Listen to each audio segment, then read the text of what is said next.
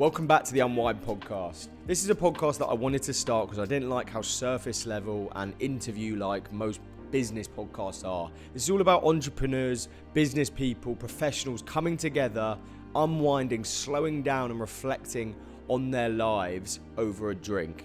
That's really, really important. I don't want it to be super formal. I want it to be laid back and transparent. Hope you guys can get some value out of this. We've got tons of exciting guests lined up. If you're listening to this on Spotify, Apple Music or YouTube, please subscribe, show a friend. I really appreciate it. And now let's get into the pod. First, fucking joke, man. Absolute joke. Right. Are we on? We're on. Where's my beer then? So, Jordan, Joe, Affluent, co-directors. There's Affluent Agency and Affluent Academy. So great to have you guys here at the Unwind podcast. These guys, funnily enough, actually, Jordan earlier, the whole point of the pod is that one of the things that we do is we basically, the guest he's not doing the thing with his teeth, is he? Disgusting. I can only do the thing like here. So Can you? Wait, you can do it with your hand? not with my hand, but with like a utensil of some point. Oh, disappointing. And now I can't do anything, so you're going to have to do it with your mouth. Oh, okay. But yeah, as I was saying, Jordan, when we kind of asked members of the podcast to pick the drink of choice, he actually went for a alcohol-free, what was it? It was Brewdog. Punk IPA. Alcohol-free punk IPA. What's wrong with that? Nothing wrong with that. Nothing wrong with that at all. But we're sat here now with the Australians. So cheers, boys. Cheers. Good to have you on board. Cheers, gents. Self-destruction. Yeah. But yeah, anyway, as you would have seen before, these guys, I've done a lot with them. They're now friends more than business associates, I would like to say. And yeah, thank you for both coming on board. Thanks for having us here, mate. Thank you for having us, Lucas. It's a pleasure to be in your lovely office. Why are you leaning your neck forward like that? Have you been on anything like this, Joe? What, a podcast? No, I haven't, mate. But to be honest with you, I'm really excited for it because I actually would consider myself a bit of a natural podcaster. I think the way that my the tonality in my voice will come across really well. I feel nervous to be here with you. I'm not nervous, no. Sorry, Lucas. I think you're picking up your own nerves and reflecting it back off me. I'm watching you talking into the mic. I'm conscious. This is the weirdest start I've ever seen to a podcast. Anyway, let's get this back to basics. So again, there's a load of stuff. There's a load of stuff that I want to dive into today. But I would like to just start. Maybe give a little bit of context as to who you both are. Again, there's loads of shit out on Jordan more so than Joe. So it'd be nice to dive into you a bit more today. But just a very kind of brief story of where you boys are in the agency and your other businesses to this point, and then we'll kind of move on to some deeper shit. Cool. So we doing an intro? All right. Well, what do you want to know? I guess I think what's interesting, obviously, Jordan is, he's would it be fair to say a social media marketing guru, where you were more so, and now you've built a big agency alongside Joe. Yeah. It'd be good just to, a bit of a debrief on the businesses, I guess, that you're currently operating. Cool. Well, just a quick rundown. I started a brand 5 years ago as a marketer. Came from a sales-based role. Always had an interest in marketing, but I wanted to start my own business. I was like, okay, cool. I saw this agency thing online. And I was like, let me jump into this and see if it's something that would work. Lo and behold, I reached out to local businesses, managed to get some clients, started the YouTube brand to actually document that journey. That managed to take off unexpectedly. I wasn't really expecting it to do a lot. I put out a lot of videos without views, but then kind of about 6 months in, started to gain a bit of traction. We scaled an agency up to 6 figures within about 3 months, which is pretty good for an agency. So that got a lot of attention, and we just continued along that trajectory. Yeah. Got there. Started an education business at the same time. We noticed a lot of people were reaching out, so we started teaching people how to replicate this. That's how we met Lucas. That's then how I met you, Joe, as well. And from then, we've just kind of spiraled into the position where we are now. Last year, got our first 100K months. Continuing to scale up the agency now. So that's a quick top-down rundown. Nice. And what I'd just like to quickly go into, because I found what was very interesting, obviously, we'll dive in a little bit deeper into how we became friends. I hate the phrase business associates, but, whatever. I will dive a bit deeper into that in a little bit. But what I find really, really interesting is the stage you were at with the agency, Jordan, and I guess the education business. And then, stripping back the ego enough to actually, hand over 50% of the business to someone else. And I think there's a big thing in entrepreneurship and business where people want to take 100% of the pie, but would you rather take 100% of a business doing 10K a month or 50% of a business doing 1 mil a month? Like, yeah. So I think for me, like I never started an agency because I wanted to be like working like full time every single day on that business. I think that for me, I always wanted to be able to get a team and get enough people on board for us to be able to fulfill an amazing service to our clients, for everyone to be happy, for the business to be growing, but for me to take more of a backseat role. And as the education business started growing and started doing substantial numbers, dare I say, a lot easier actually revenue than the agency. Not so much now; it's kind of done a flip. But back then, the education business was bringing in a lot easier revenue. I was just on the hunt for people in the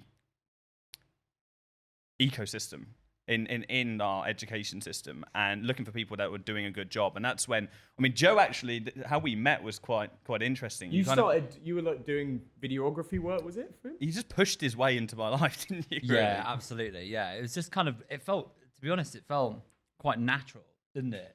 It felt like kind of more of a natural transition when we started to hang out more, and that whole kind of the thing where we basically merged companies essentially, didn't we, and created this overall agency. Kind of felt like the most natural thing to do at the time. But yeah, I think I reached out to you because of one of your actual YouTube videos, one of your ads that I saw, and I was like, I had this kind of thing. I was like, oh, I really need to reach out to this guy. He's like, he gets it, he understands, and I really would want a part of something that he's doing.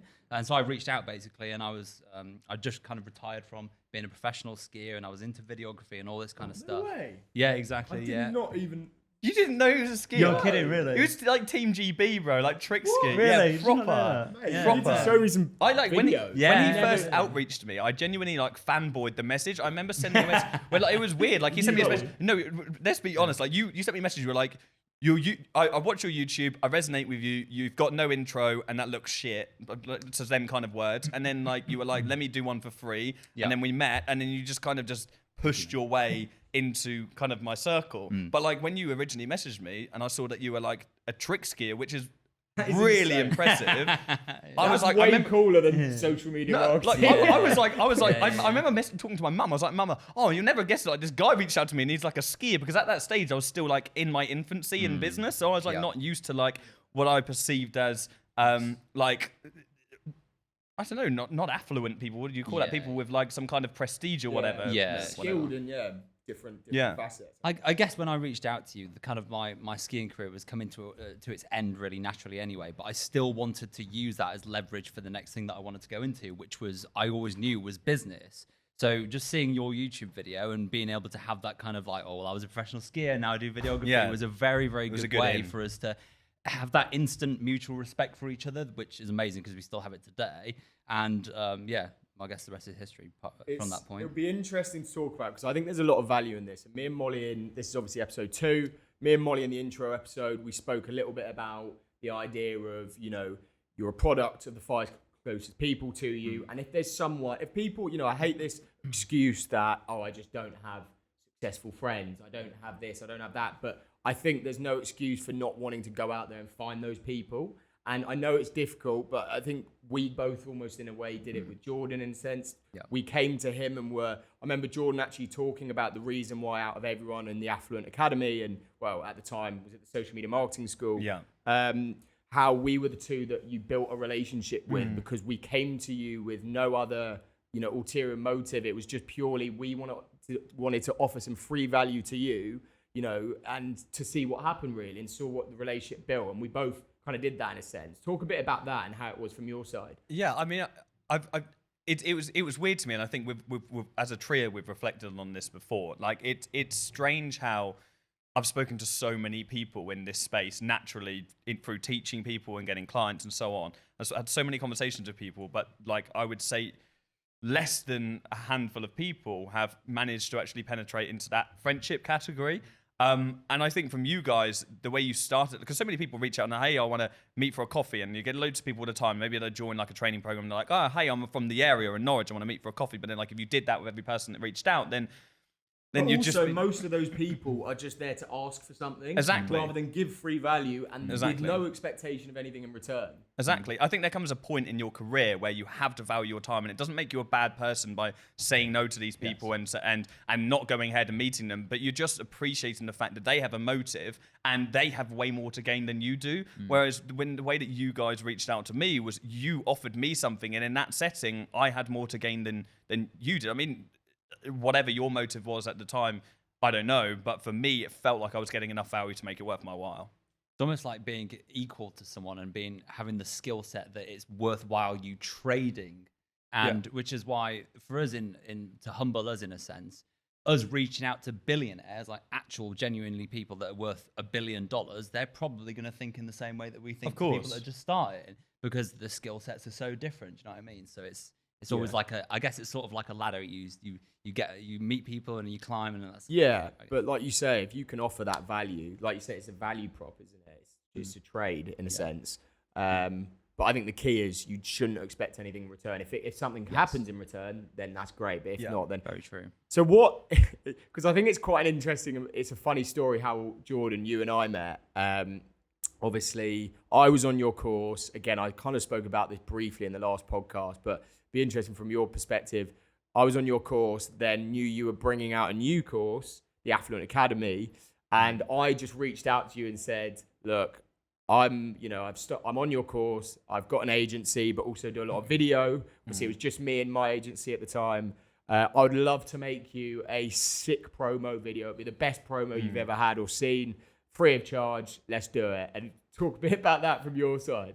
That was a roller coaster, wasn't it? That Crazy. I look back on those days as some of the happiest memories that I've got since I started my agency. And like that value proposition there, you offered me something that now you would charge probably in excess of 10K to do that kind of project, like a lot of money to do something, probably maybe even more than that, because it was there was so much involved. You were prepared to do this promotions video that you were well aware was going to make me in excess of 6 figures, and you didn't ask for anything in return, which for me was just like an absolute no-brainer. But I think that was actually that trip, because we booked a trip to Greece, didn't we? And I wanted to get some really good content in an Airbnb, and then we had some crazy stuff that we were doing in the UK as well. And you came down, we spent like 4 days together in total. But it was that time where I think we transitioned from people who like got on well as like business people to actual friends. Because we just went away and we just had nothing like a night fun. out that'll do it. I don't think you mind me saying this now. We got pretty fucked in Greece. Mate, Greece turned into like first night, like literally like let's just spill the beans. We got there and we're like, oh my god, this Airbnb, like it was beautiful. Yeah, like, go back a bit. So for the film, we wanted to just, we wanted to get some insane shots, cinematic stuff. So Jordan booked an insane amazing villa in Greece. Go from there. And so we had this villa like on the hill, and it was just set there and had this infinity pool just like looking over like the coast, and it was just the most surreal place. And we got there, and then that first day we were like, right, okay, fine, let's just go out for a meal. And it was just in some, I don't even know, like it was mainland Greece, but it was just like a village, like it wasn't anywhere particular. But I thrive off those kind of places where you're somewhere where it's off the beaten track. So we're like, okay, cool, let's go to a restaurant, let's go to a bar. So we sat down in this bar. One drink, you know what it's like. You have one drink. It happens every single time we see each other. You have one drink, and then you're like, oh, let's just have another one. And then we just spiraled. We were supposed to be filming the whole of the next day. We needed to get up for sunrise to get these drone shots. Mate, no, we met so many random... We had this content creator who came back to us, didn't they? And they were recording content for us until like 4 o'clock in the morning. He chats absolute crap. We recorded a podcast. Can you remember?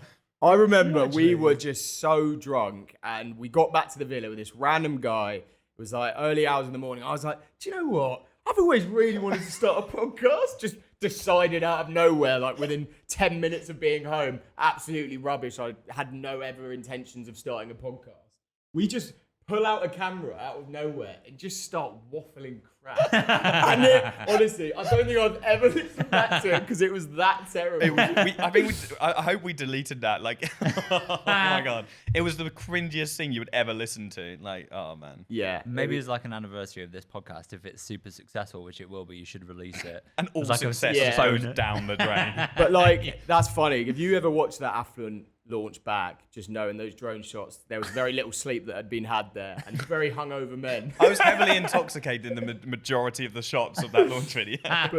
but that was great, and that kind of brought us together. So talk a bit about that, because you transitioned, like you said. I think it would be interesting to just talk about, the main driver for you revenue-wise was the education side. You very much flipped that on its head, and you've scaled an agency since that point.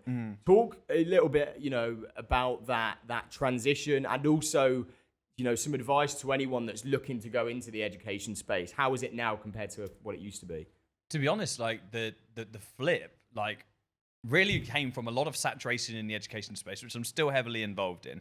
But there's a lot of saturation now, and it's an industry that I believe needs a lot of regulation, because anybody can start a course teaching anything about anything without any kind of like certification or regulation or anything to validate the fact that they know what they're talking about.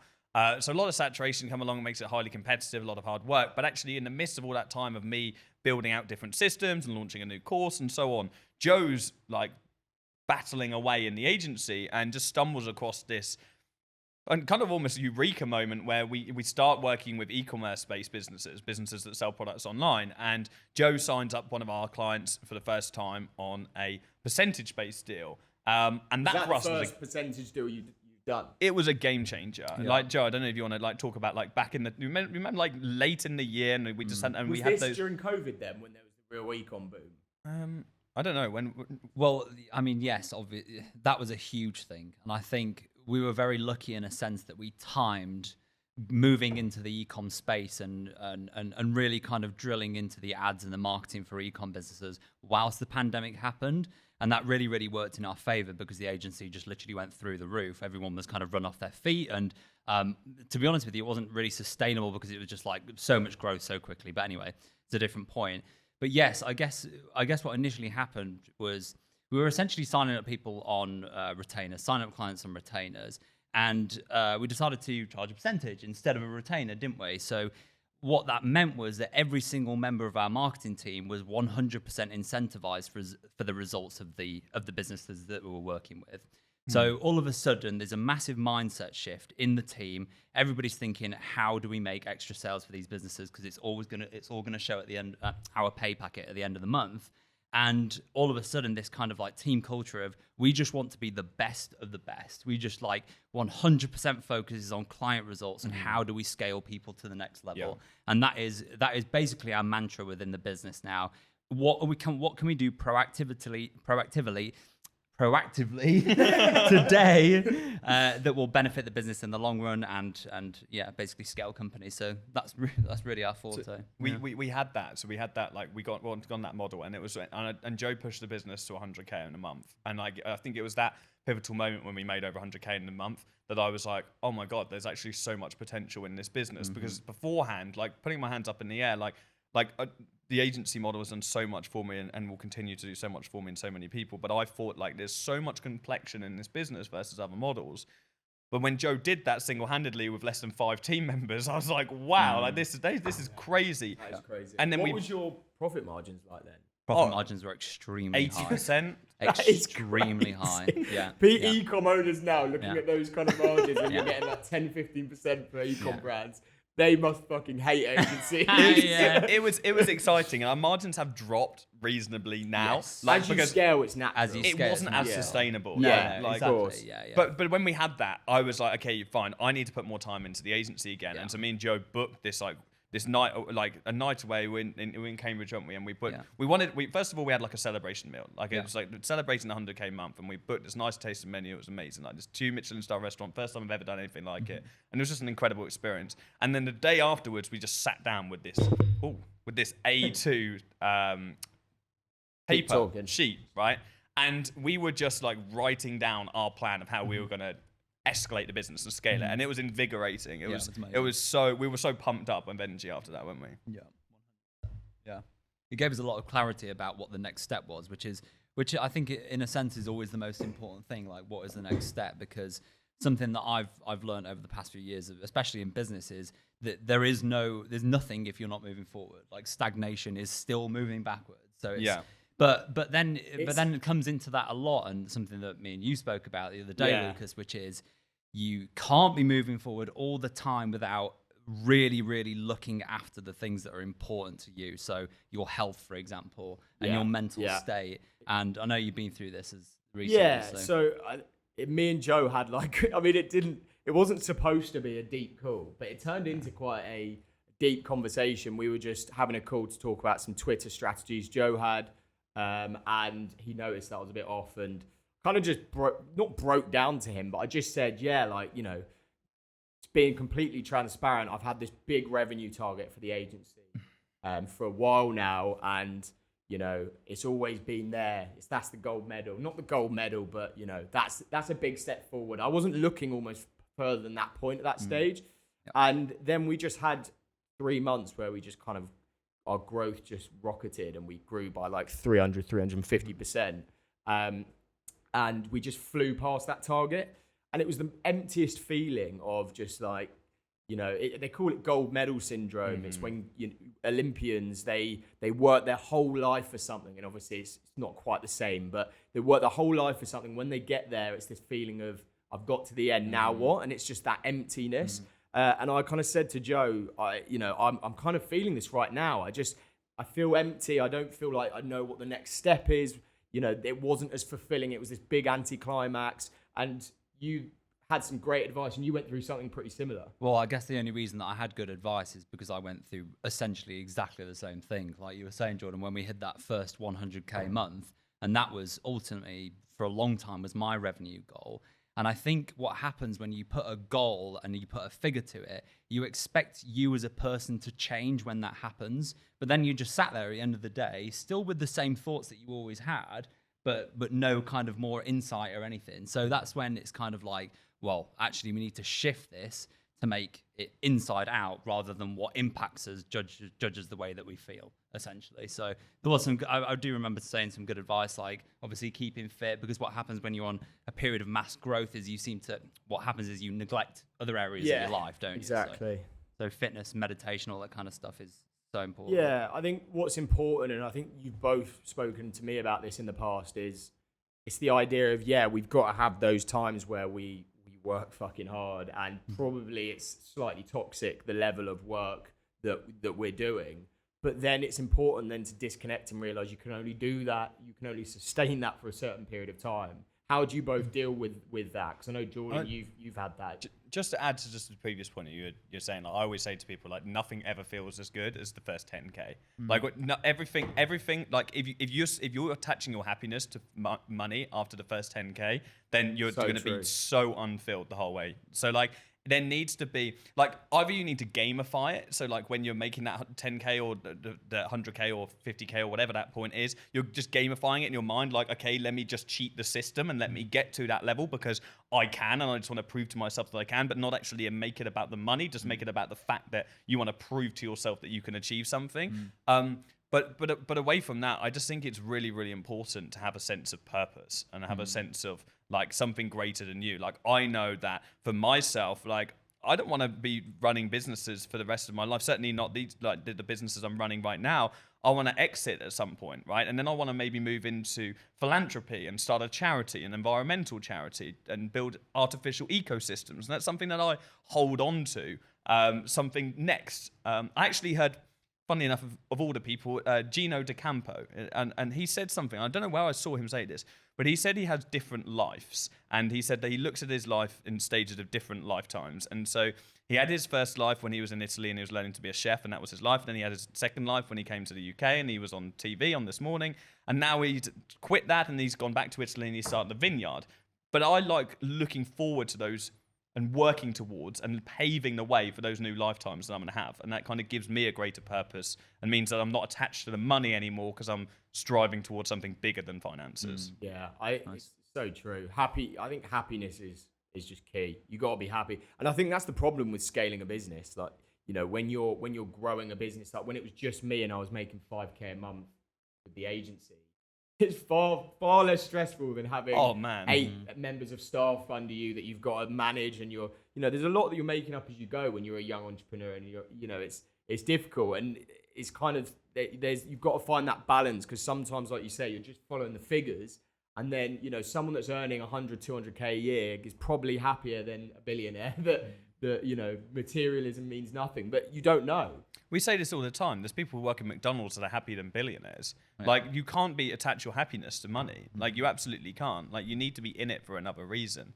Like, there comes a point in business where I think there's like, I can only speak for the position that I've reached myself, but I think there comes a point in business where, like, you can be on your own doing 10, 20K a month, right? And you can be relatively stress-free because you're not having to manage loads of people. And managing people is one thing, but actually being responsible for their livelihood as well is a completely different kind of pressure, right? Like, I can speak for myself where I've had many moments in the early stages when we first started hiring team members, and I'm like, do I just want to just maintain this, me, myself, and I? Because it's a lot easier to do that. Yeah, exactly. So true. And again, it's a bit of a tangent, but I think it's interesting. So we've started working together more recently in some other ways other than, you know, we had maybe previously. We started looking at potential partnerships. We've focused mainly on top of funnel. You guys more so on lower end of the funnel and conversions. So there's some good opportunities there. We were all together at, where was it? Where we went for that tasting meal a couple of months ago? Peterborough. Near Peterborough. Wasn't yeah, it? that tasting meal. We ended up with the old boys in that pub. Great. Yeah, but just on that point, it would be interesting. We all spoke about energy, and I think, Joe, you've got a really interesting perspective on energy and what it means, and I think we all bring it out in each other when we're together. But it would be interesting to know, how you perceive that, because I think you had quite an interesting point on it. Oh gosh.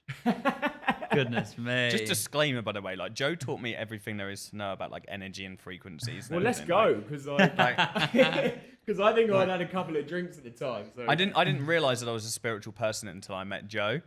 Sure. And I think that, I think that's something really valuable that you brought to my life for sure. I appreciate that, and thank you. And that's a huge compliment, and that is that's so nice. I'm just trying to think if I've got any actual words of wisdom about energy. Yeah, just spirituality is a massive interest of mine, and I think it's a bit of a rabbit hole, the whole energy thing, because you can go to kind of like the atomic level with it, but the whole point about it is that it all kind of fits together and it all makes sense. And these kind of these terms that you heard about, like law of attraction and all the rest of it, they're all very, very valid things. And once you start to actually research into them a lot more, you see just how connected everything is, and kind of all these manifestation tactics, and it all kind of funnels into the same thing, but you can view it from different perspectives. Can you talk about how you've manifested things in your life? Yes, absolutely. So there's for me, there's lots of different forms of manifestation. I think the most powerful one, if I'm honest, and the one that I've harnessed the most, is long-term manifestation, which is not necessarily putting a timeline on an idea of something that you want to achieve, just having the ability to be able to see it in fruition and be able to feel what kind of energy that gives you. Visualization. That's the key. Visualization. Is the feeling. That's the key feeling. part of manifestation. So what is that? So just for some tangible advice for someone who, wants to be able to act on that. Yes, I've got it. Right. So the thing is, I was very lucky because I did this without even me knowing about it. So the reason that I was a professional skier is because every night in bed, I literally, before I went to sleep, I just visualized, because I got so excited and so kind of like wound up by the idea of me being a fucking gold medalist whilst I was skiing. I used to think about it every single night. And what I didn't realize that I was doing was I was actually bringing that into my reality. And so what I would say is just get, my purest advice would be, define an image or define a visualization, just a snapshot or an idea or something, and ponder over it and see how it makes you feel. And if you will align with that visualization, you will achieve it. And if you think about it often enough with enough feeling, it can come faster to you than anything before. But don't think you can just dream. It's not. I'm not saying like you can just dream every single night and this thing's just going to magically happen. No, it's you also have it's to put embodiment. It's embodiment. It's True. let me think about something and let me become the person that I need to be worthy of that thing. There's something in Think and Grow Rich, and there's something that really hit me when I read that book. Actually, I don't know if it's Think and Grow. I think it might actually be How to Win Friends and Influence People. And there was someone had a conversation with someone else, and they said, okay, I want to be rich. And I think it was like Napoleon Hill or whatever. And he said, I want to be rich. And he said, okay, well, do what rich people do. And he went away and he thought about it and he was like, okay, I don't know what that actually means, but just do what rich people do. And what he means by that is like, if you want to be rich, just be rich. Like embody rich. Yeah. Hang out where rich people hang out. Do the habits that rich people do, right? Think about the things that rich people do, right? Just become a rich person and you will naturally become rich. Just embody it. And that is the law of attraction. I think what's the problem is that book, The Secret, came out and people just thought, you could think about, oh, I'm going to do this, and then not actually action anything, and just think that it's just going to fucking pop into thin air, and that's it. But like you say, you need to embody it, you need to action on it, and you need to be consistent. Affirmations, you can do that every single morning in the shower, in your mind, and say them out loud. Say, I am this, I will be this, I will achieve X, right? Yeah, tell yourself the same message again and again and again until it comes to your reality. There's different ways as well of affirmations. Some people like to do that. For me, I've always been someone who, again, it's, I'm going to do this, but I've got my 5 things at a time, and I don't think it's important. I used to have like 10 different things that I would write affirmations for. It's just there's too much going on. Simplify where you want to take your life. Simplify your goals as much as you can. And for me, that was simplifying it to 5 simple things that I wanted to do. That was across my personal health, my physical health, my mental health, my professional life. And writing those things down, that was really important for me, and I'd do that every day, and I'd just write all 5 of the things down twice at a time on the page, and do that once a day every morning, and then just write down 3 things that I'm grateful for as well. I think that's key, because I think to be honest, on that point, just blabbering on a bit here, but on that point of gratitude, if you have all these goals, you have all these ambitions, people in the entrepreneurial business space, they're all very ambitious, right? And sometimes you kind of forget what actually really matters. And say you don't get that deal, or you don't do that thing, or you don't hit that target, sit back and think, am I healthy? Am the people I love and care about healthy? Then what else fucking matters? Like, that is actually key. And when you put that into perspective, it changes the game. I just spoke about this on a YouTube video recently, and it's just the concept of detaching your self-worth from like your business, for example, or detaching your self-worth from money. Because I know, I'll have another. If I know in my heart that if I lost everything tomorrow, whilst I would be a bit bummed out because I'm like, oh man, now I have to build it all up again, my self-worth isn't attached to my business. Like, I am myself a successful person, and if you yourself are successful, then everything you touch and everything you do will be successful in life. So you have to learn how to self-love, how to have self-worth, and how to detach your personal emotions and your personal sense of self-worth to the things that you conventionally would do, like business, like money, like relationships. Like, no matter, like, I'm in love, right? But if I lose my relationship tomorrow, it doesn't deduct the fact that I love myself and I'm worthy of finding love again, right? But so many people put all of their eggs in one basket. They put all their eggs in the things that they hold dear and they spend the most time doing, and they attach their self-worth to those things. And I think that's a really negative thing to do in life. Yeah, I love it. So, it's quite a nice segue actually. You mentioned there about love, being in love. It's a big topic of debate. How do you, at a young age, work your arse off and also manage a relationship? Obviously, there's a lot of relationships going on right now in this room, not with each other, obviously, but talk about that. How do you fucking manage a relationship and be running a 7-figure business? Bro, navigating a relationship as an entrepreneur is really fucking difficult. Like, it actually is really difficult. Like, I've gone through, firstly, like, as a single, like, man, like, as a young single man, like, when you're in that state and you're full of testosterone and you're chasing women, right? That can be really detrimental to your business. That's a state that I've been in myself. And then you just find yourself sitting up all night texting when you could be working and so on, and going on dates and flicking through Tinder, and that can potentially be toxic. But then equally, you jump in a relationship and you put all your eggs into that and you fall head over heels in love, and then all of a sudden your business is less significant in your life and you're taking off loads of free time. Like when I first jumped into my relationship, apologies Becky if you see this, no disrespect of course, but like when I first jumped into that relationship who I'm with now, the first 6 months, 12 months, I basically retired. Like, I literally, I was earning so much money on a monthly basis, enough money for me to be like, do you know what? Let me just chill. And I just took off, like, day after day after day after day. And then, like, for the last year, like, I've only just really caught up on myself because I've been chasing my tail, because what you have to realize is your competitors aren't stopping, right? So when you stop, no one else around you is stopping. And so all of a sudden you're chasing. So it is really hard to navigate relationships, especially in business, especially if there's this financial gap from where you were, like from who you're with and from where you are, and they have to immerse themselves in a new world. There's so much navigation that you have to do, and there's a lot of self-finding and lessons that you have to take from that. Yeah. Joe?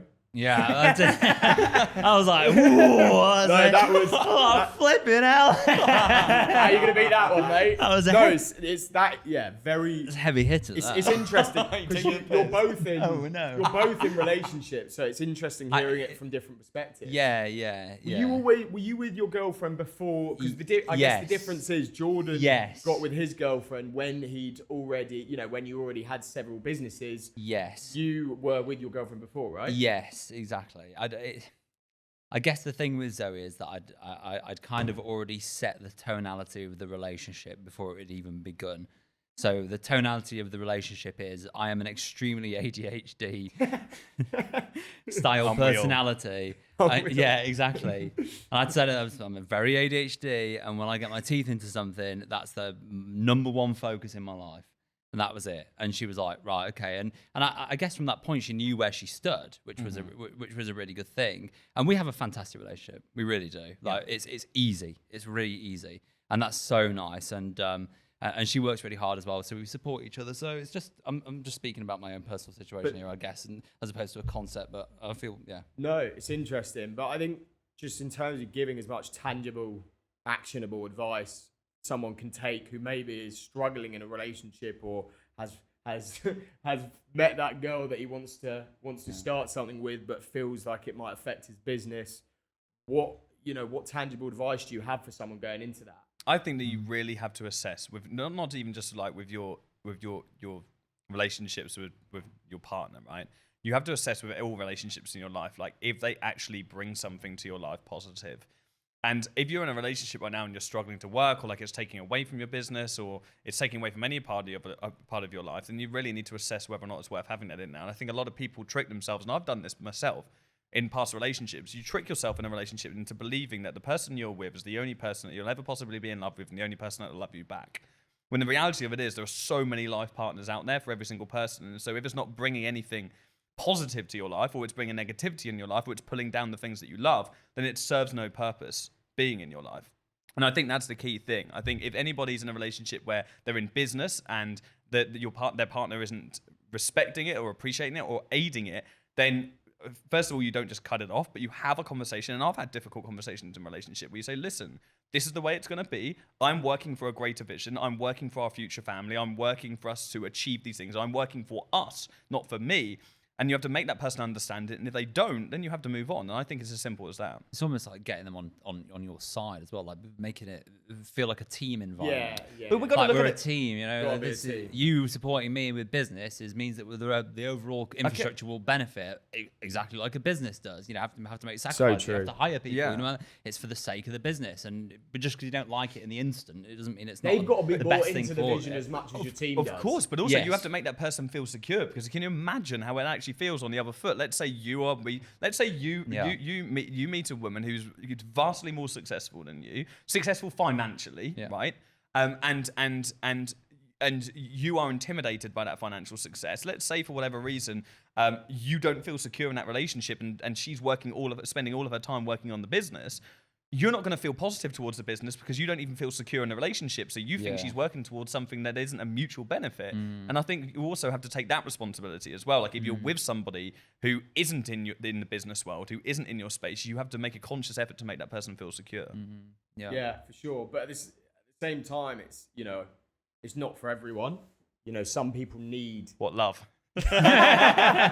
Well, just, you know, some people, whether it be a guy who is with an entrepreneur who's a woman, or the vice versa, sometimes people need more security, more time than you can actually offer when it's your business. That's true. And you know, I think you need to be completely transparent from the outset. You can't kind of lead someone down a false road. Set the tone. You have to be honest. You know, if you've got a certain period of time you can give someone, and again, this sounds ridiculous. This is like, a scheduling some time in my calendar for you. But no, it's not that, because realistically, I think if someone's with you for you, and this isn't a relationship podcast, so we'll move on in a second. And like, realistically, we're learning as we go, right? Like, no one's experts here. But I think if someone believes in what you're doing and you're on that journey, I can't speak for every entrepreneur, but I don't want to be working at this kind of extreme level, you know, for my whole life. I want to work fucking hard, make some money, and then enjoy myself, but follow the happiness, right? Wherever that takes us. And if there is your partner along that journey, then great. I think it's really difficult in life to put 100% of your attention into multiple different parts of your life. I think there have to be the things that take priority, and I don't think it's shameful at different times. And I don't think it's shameful. And I used to shame myself, and I used to question myself for, I put my business first, and I do put my business first in a lot of relationships. I put my business first in the majority of, in fact, like I put my business first before everything in my life. Like sometimes even before my own personal health, because my business is my vision. But actually, there's something I used to think I needed to work on, and actually I'm unapologetic for that, because it gives me a greater sense of purpose. And I think that in a relationship, it's okay to put your energy into your business more. And I think a lot of people get insecure about that, putting your energy and time into that. And I think if your relationship needs more attention than you can give it, more attention that you give in your business, then it's probably not going to serve the purpose. Or maybe you jump in a relationship, you're so in love and you realize you don't want to do business anymore. Maybe that's your purpose. Who am I to say that, do you know what I mean? Some people's purpose is to start a family. Of course. And raise a family. Of course. That's basically the whole moral of the story is there's no right or wrong. Exactly. There is Follow no your right own or wrong. Happiness. Everyone's different. And it sounds like a changes. cliche, but it's true. It's so cliche, and I absolutely hate it, but you should have a cliche bell on this podcast. You should have a cliche. Law of attraction. Ding, ding, ding. Manifestation. Ding, ding, ding. We literally sound like the most cliche entrepreneurs. Yeah, we do. So what controversial energy. Have you got any controversial topics? Yeah, somewhere. Yeah, controversy. Well, oh God, you're putting me on the spot here. Okay, let's got us talk drinking about this, beer because I think what is interesting, on that topic. So there's this whole idea, right, of like, you know, if you want to be a business person, you need to work at this level, this extreme. You feel guilty if you go out and have fun. I think we can all be honest, right, and say that we all have fun. We all go out, and you know, there's nothing wrong with that. Talk a bit about that. Like, what is your relationship with like going out and just realizing that you can go get fucked up and it doesn't affect the business? This is working perfectly for you, Lucas, because you've specifically brought on 2 wreckheads just so you can talk about getting wrecked, haven't you? That's what's happened. That's not every entrepreneur, by the way. Whilst I drip feed you alcohol. You asked for controversy. No, listen. I don't think there's anything wrong with having a good time and getting in. Like, if you want to get drunk, if you want to do whatever you want to do, if you want to smoke, if you want to, whatever makes you click, whatever you do in your off time, that's down to you. And I don't think anybody can judge you in business, right? Like, there's some of the biggest entrepreneurs in the entire world, like have admitted to taking psychedelics on their journey. There's some of the biggest entrepreneurs in the world still smoke weed every single night. Some of the biggest entrepreneurs in the world get smashed every weekend, right? Who is anybody to say like how you, right? Some people, that's their part of peak performance, right? So I mean, we all love a cycles rave, as well. right? We love a rave, don't we? do. Let's not love sugarcoat it. I absolutely love a rave, right? Get me there right now. Oh, there are any tickets? Let's go. But on a serious note, like I think so many entrepreneurs are afraid, especially ones like in my position, right? So many people in my position are afraid to show that side of like, oh, and I need to be so prim and proper all the time, and I need to behave a certain way because I'm a business owner and I've got clients and so on. But you only have to drive through London on my way to this office where you see everybody outside of a bar after work, right? So I think like Good Friday, innit, tomorrow? But I also think that you have to appreciate that it can inhibit you in some sense. So I think you go through periods. I certainly go through periods of intense work where I drink less, where I go out less, where I see friends less, and I'm just trying to get stuff 100%. done. Because equally, I was on a stag do this weekend in Benidorm, of all places, can you believe? I will not be going back. It's not without me, you won't. And this whole week I've been sleeping terribly, and it's really frustrating because I'm currently in a period of intense work, in one of those periods. But I've been really struggling to keep up with my sleep. I'm waking up in the night, and I'm getting up, and it's really, really infuriating. So I think equally you have to read your body. It's something Bex says. Bex, my partner, always says to me, Jordan, just read your body, and it's something that she does really well. And I think if you're feeling under certain stress and you're not performing to your peak, then go out less. Do you know what I mean? It's so true. So true. It's because it's so easy to overdo it and take it too far and cross the line, which that's the difficult part. Which is why I wanted an alcohol-free beer on this podcast, and now I'm on my second alcoholic beer. It's the exact reason why. Exactly. You know the office here. We don't have anywhere that sells alcohol-free beers in a 2-mile radius, unfortunately. In London. I apologise. In London. You can cap it there. Because everyone's smackheads. I think what's obviously you guys have built a successful agency, and it would be interesting just talking about how you built, because again, we work with quite a few e-com brands now, and obviously there's loads of agencies in the space that we, are part of your course, Jordan, and what would be interesting to talk about, because there's obviously 2 models. You can either go, you can go in-house, or you can go, not in-house, right? And you guys have gone for the latter. Talk a little bit about the idea of being remote working, how you can build a great culture and not actually be together. How have you done that? I mean, Joe will be someone to speak on this because Joe's really great at building company culture. But I think it's one thing that's really important to all of us is one thing that's always been very consciously in my mind, because I have this education business where I teach people how to become entrepreneurs and start companies. Me having an office and then confining people to that office is almost, it goes against my brand mission and brand vision. So I'm very conscious of the fact that when I, my what? Bit rude. No, but it's not against your brand. Yeah, It's not against your brand, and it's not against. Of course. So like, I quite often look at your office and I'm like, wow, like you guys have got such an amazing culture and so on, but it doesn't work in my company because my team members will be like, hang on a second, Jordan, you're preaching about working on a beach in Barbados, and all of a sudden I now have to sit in an office all the time, and they start desiring something that I can't give them for employment, and then they buy the course and start an agency themselves. Yeah. So like, it's this catch-22 for me. So. Yeah. In our minds, it's always been important, and I actually we do want to have an office in the future. Yeah. But we want to have an office through choice, which actually, to be Yes. honest, is probably a bit of an ego play, because we just want to build this glass greenhouse with butterflies and Yeah, we do. and Koi plants fish. and Yeah, we're koi gonna do fish it. We're gonna just do make it. I've heard it this story this Yeah. utopia, if that's the word. Yeah. Just make it just like this amazing haven, but Exactly.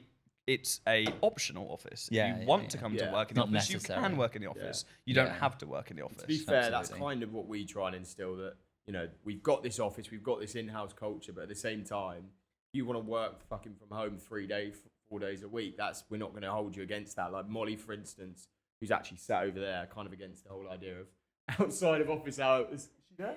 Oh yeah, she's still there. She's just taking it all in. I didn't know She's she been was spying there. on us. She's not. No, she's spying on it. Molly, who was Spying obviously on on us. episode 1, is here, just finishing off some work, I think, working hard. But one thing, Molly's just come back from Sri Lanka, and she is also going to be going away again later this year for a month, working remotely. That's awesome. And That's I feel cool. like it's, like what you just said. If Yeah, that's awesome. how That's can so you cool. how can you adapt to your team's happiness in a way that's going to motivate them in the business? If you can give them what they want to an extent, they're going to give you everything.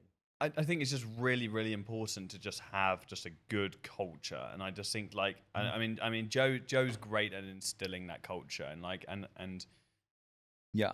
How do you talk about how you do how that. do you, by the way, because one thing like I think actually that's one thing I probably personally struggle with, is because I find it very difficult between the line of employment of friends and boss. Yeah, but yeah, I find that you manage that quite Yeah, well. I don't find that difficult, to be honest with you.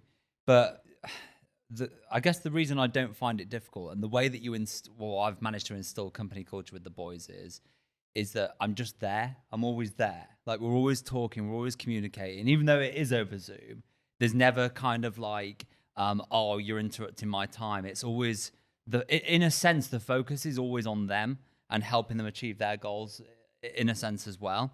But I've actually kind of learned, I've been speaking to a super high level business coach recently, a guy who's worked with lots of multi-millionaires. And anyway, the point is that he's broken down a paradigm that I had, which was really, really negative aspect against company culture. And that is, you go through kind of business cycles. And one of those business cycles is you need to kind of like invite chaos to be able to get to that next level.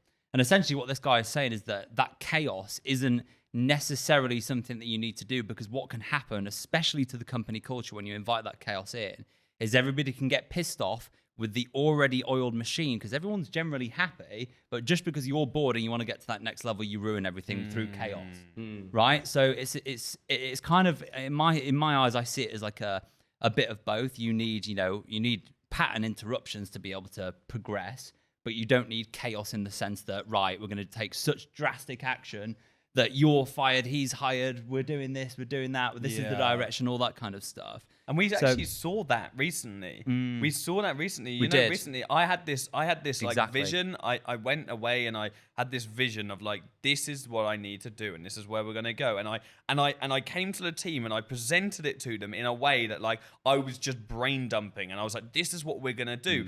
And I disregarded the fact and didn't even consider the fact that we had team members, and it was almost just like I was talking my own mind as if I was a one-man team. And it was chaos for like 2 weeks. Like, it was the whole company fell to shit. Like everyone was just like running around. It's like, what is happening? Headless chicken. And and then Joe spoke to me and I was like, why do you talk? What's happening? Like, what's going on? I didn't even realize what I had done. But in me, like planting the seed of chaos, everything went chaotic. And I think, it's interesting you say that, because literally Fred was talking about this the other day. We were like, him and Molly was sat in a board meeting and we were kind of saying, right, we're building out the whole vision for the future. We're building out something called a one-page action plan. Would really recommend it. Kind of, looking at your goals, who the company stands for morally, where you want to take the business, basically.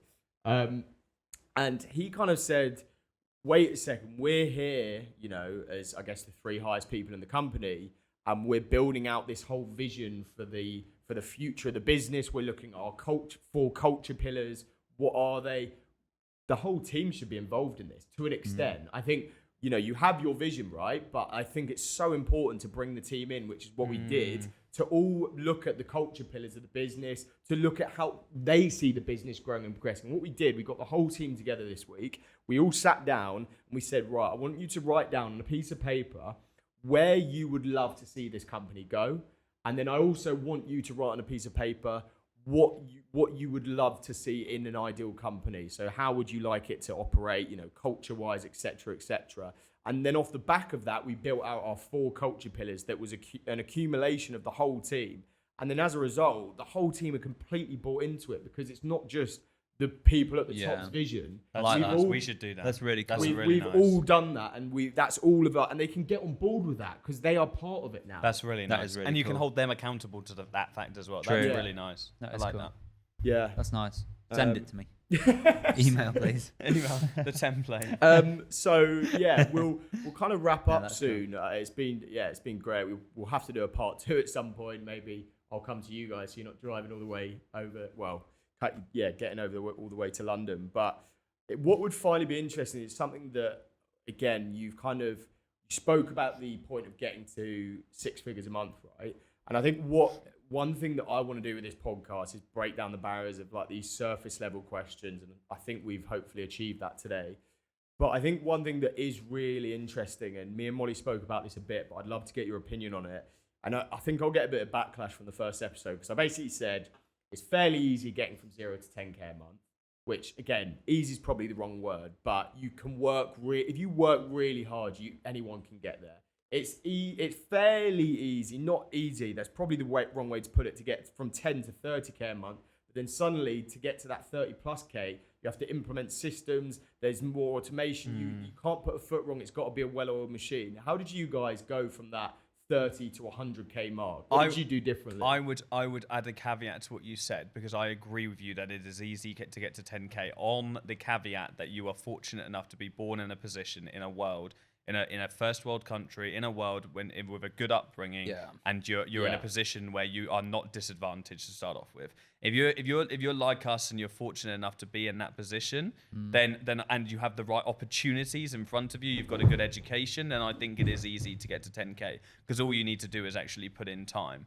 But that doesn't run true for so many people in the world who don't have those equal opportunities. I think it's a good point. But to answer your question, I think that 30K to 100K is all mindset.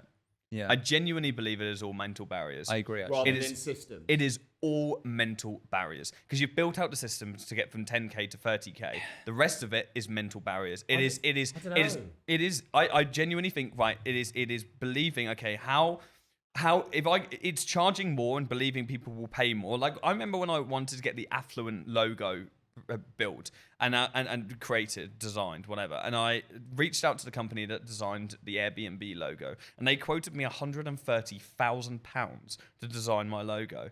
Right, £130,000. How do you get to that point and charging that? There is the only difference between a company charging £1,000 for a logo and £130,000 is a mindset shift. It's deciding that their product is worth that value. And for us as an agency, it's deciding that we are worthy of working with big e-commerce companies, not just companies that are turning over 50K, 100K a month, companies that are turning over millions on a monthly basis. And because we're on a performance-based model, and we're still working towards that position with many of those companies, because on a performance-based model, the only thing that's going to stop us from getting those big clients is our mentality and believing that we are worthy of competing over them clients over the likes of Social Chain, over the likes of another agency. Because let's be honest, right? Put Stephen Bartlett in front of me right now, as much as his net worth is and as much as amazing things that guy has done, he's a human being. And the only difference between myself and him is his mentality. And if I can convert my mentality to that kind of person who is worthy of those kind of clients, then that's what's going to enable me to do that. Yeah. Definitely. I've got a few comments on this topic as well, actually, because I've. Have you actually? Yes. Gone back to Jordan. We're rounding it up, so we're coming full I circle. didn't case it off. All right, case it off, guys. Yeah, I've got a few comments on this topic as well, because I think that mentality is. I agree with Jordan. I think mentality is the number one thing in terms of understanding that you have the ability to charge the money that you actually want for a client. And I agree that gets you from like 30K to 100K. I don't agree that it doesn't also take systems. Yeah, so that was my No. Of course. I know you weren't saying that. Yeah. I know you weren't saying that as well. But the realm that I'm kind of looking at the moment is, how do you get from 100K to $1 million a month? And I actually think from the level of client that it takes from 30K to 100K, the reality is you actually just need more of those clients. So I think the mindset that you need to have to get from 100K a month to $1 million a month is just the ability to relinquish control. I think if you have the ability to relinquish control and put your full trust in somebody that you've trained throughout the business that's got you from 0 to 100K a month, if you can trust somebody, that's how you get to $1 million a month. That's the only thing. Yeah. I think as well, it's like, I think they're both great points. And on just touching on yours, Jordan, I think what we're looking at the moment, and it's one reason we've been able to scale more so in the last 3 months, it's like you mentioned, it's the mindset of going after those bigger clients. Again, it comes down to mindset, but then that's the top of the funnel, right? Then there's things that feed into that, such as, if you've got the mindset to charge more for bigger clients, go after those bigger clients, charge those bigger prices than you can. So rather than growing outwards, more clients paying 3-4K a month, you grow upwards, which is less clients, but charging 20-30K a month for those clients. And that's kind of the vision we've got for the business, is to grow upwards rather than outwards. Yeah, I agree Okay. with that, and I think that makes That's a solid. healthier, happier business as well. 100%. And I think that comes from relationships as well. It's like just once because you don't get to the 30K a month point unless your service is really good. Yeah. And I think that like one thing I've like the majority, like I went to a mastermind like 2 weeks ago, and I'd say the average monthly revenue point in that room was like 400K a month.